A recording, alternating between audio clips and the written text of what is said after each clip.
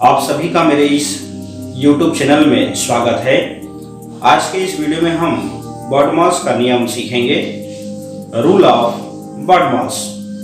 सबसे पहले हम जानते हैं कि BODMAS है क्या, BODMAS का अर्थ क्या है। चलिए हम इसे विस्तार से समझते हैं।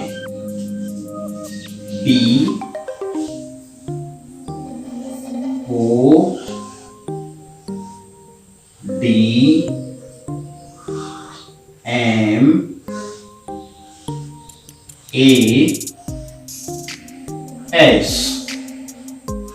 हम समझेंगे। B मीन्स क्या होता है, O मीन्स क्या होता है, D मीन्स क्या होता है, M मीन्स क्या होता है और A मीन्स क्या होता है और S मीन्स क्या होता है। B से ब्रैकेट, B से ब्रैकेट, ब्रैकेट मीन्स होता है कोष्ठक, जिसे हम हिंदी में कोष्ठक कहते हैं। O से ऑर्डर, ऑर्डर यानी घातांक, ऑर्डर यानी घातांक। D से डिवीजन, डिवीजन, डिवीजन मीन्स होता है भाग और यह भाग का चिन्ह है या साइन है। M मीन्स मल्टीप्लिकेशन, मल्टीप्लिकेशन,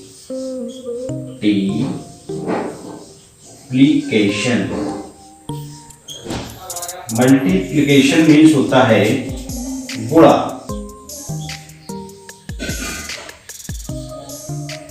यह गुणा का चिन्ह है।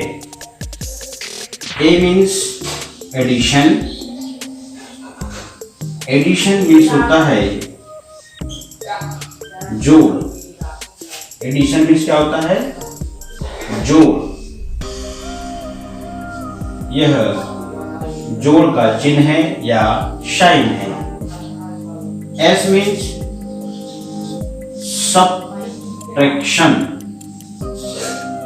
सबट्रैक्शन, सबट्रैक्शन मीन्स होता है घटाना और यह घटाना का चिन्ह है। देखिए हमने BODMAS को समझने का यहाँ पर प्रयास किया है। B means bracket, O means order, D means division, M means multiplication, A means addition, S means subtraction. Bracket means होता है कोष्ठक। अभी हम कौन कौन से कोष्ठक होते हैं इसके बारे में बताएंगे। ऑर्डर मीन्स घातांक, डिवीजन मीन्स भाग और यह भाग का चिन्ह या साइन है। मल्टीप्लिकेशन मीन्स होता है गुणा, यह गुणा का चिन्ह या साइन है। एडिशन, एडिशन मीन्स होता है जोड़, यह जोड़ का साइन या चिन्ह है। सब्सट्रैक्शन मीन्स होता है घटाना, यह घटाने का चिन्ह या साइन है। चलिए अब हम समझते हैं कि ब्रैकेट कौन कौन से होते हैं। एक होता है रेखा ब्रैकेट, एक होता है छोटा ब्रैकेट, एक होता है मंझला ब्रैकेट और एक होता है बड़ा ब्रैकेट। ये क्या है, ब्रैकेट है। क्या है, ब्रैकेट। ब्रैकेट में क्या होता है, कोष्ठक। इन्हें हिंदी में क्या कहेंगे, रेखा कोष्ठक। इसे छोटा कोष्ठक, इसे मंझला कोष्ठक, इसे बड़ा कोष्ठक। यह सब क्या है, कोष्ठक है। रेखा कोष्टक को अंग्रेजी में क्या कहेंगे? Line bracket. Line bracket. छोटा कोष्टक को क्या कहेंगे? Small bracket. और मंझला जो कोष्टक है उसे हम कर्ली ब्रैकेट कहेंगे। और यह जो बड़ा कोष्टक है इसे हम स्क्वायर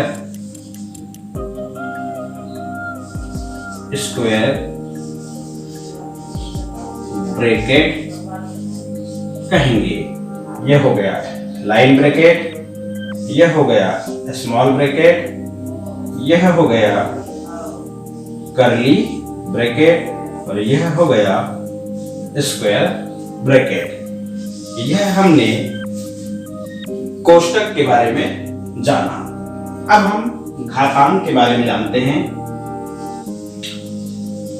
घातांक यानी स्क्वायर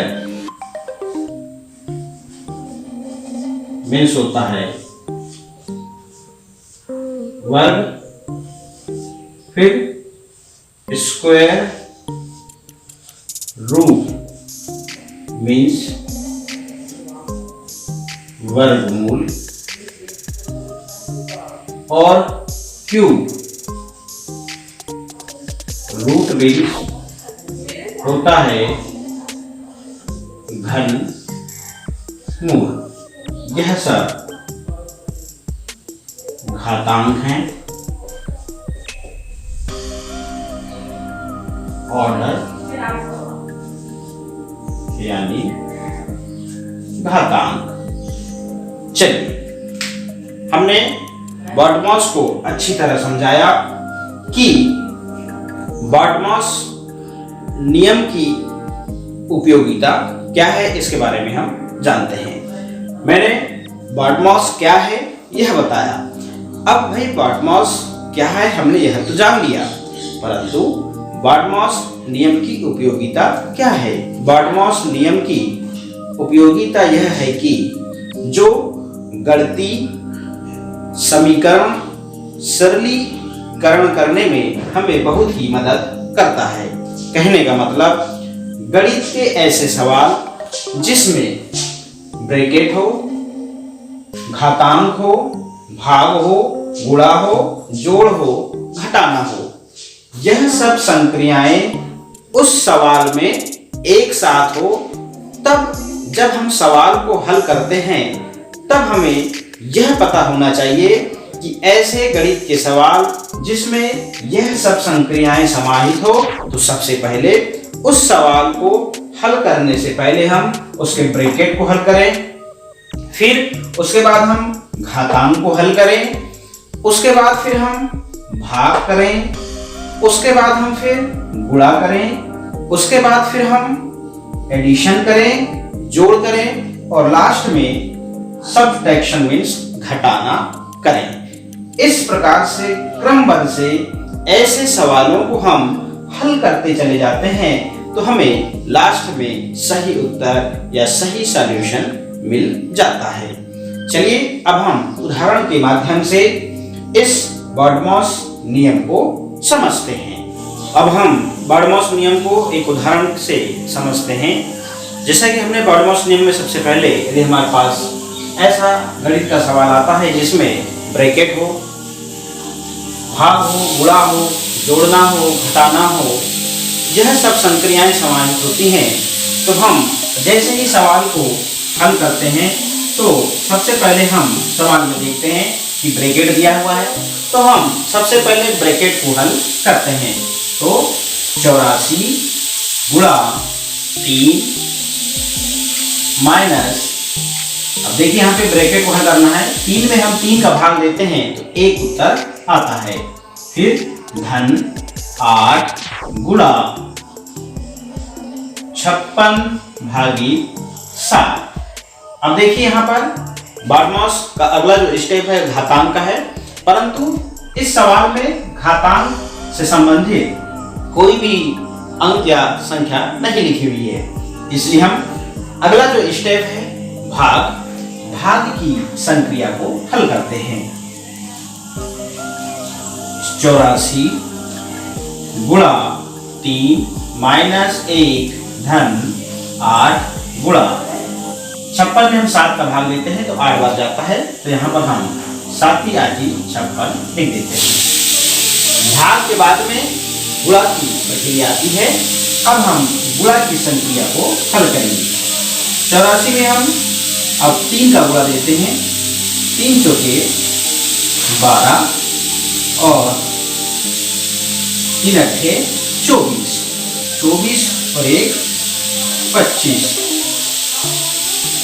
फिर यहाँ पे -1 धन 8 अठैया 64। अब हम गुणा के बाद जोड़ वाली संक्रिया को करते हैं। 252 माइनस 64 में 1 जुड़ जाएगा 65। अब हम सवाल में घटाने की संक्रिया को करते हैं।